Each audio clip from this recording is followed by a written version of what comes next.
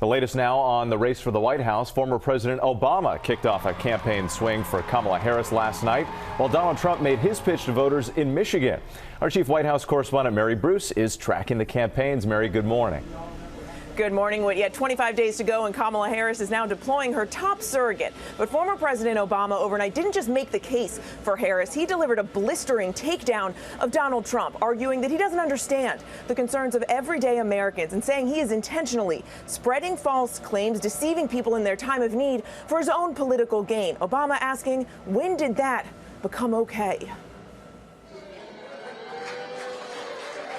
Overnight, former President Obama returning to the campaign trail, hoping to get out the vote for Kamala Harris.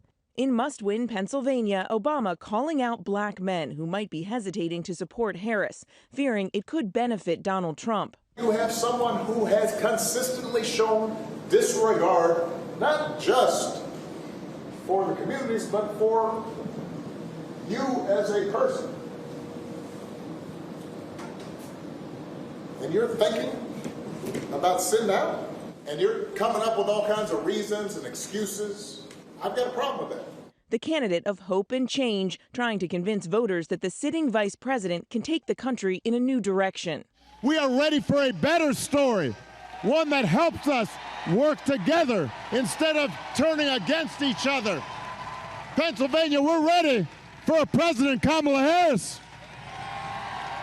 But our new ABC News Ipsos poll shows most Americans aren't buying it.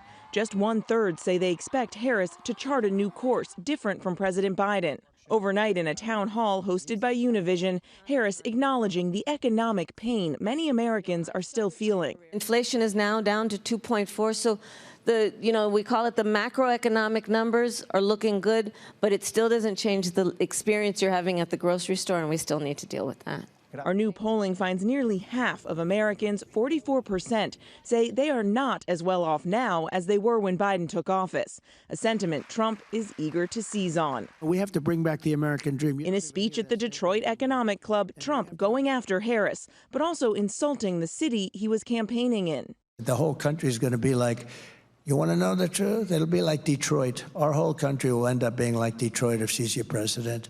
With both candidates fighting to win Michigan, a critical swing state, Harris pouncing. My opponent, Donald Trump, yet again has trashed another great American city when he was in Detroit, which is just a further piece of evidence on a very long list of why he is unfit to be president of the United States.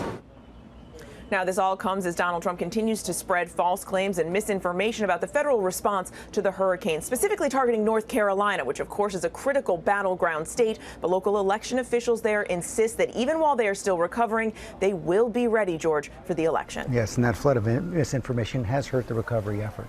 Okay, Mary, thanks.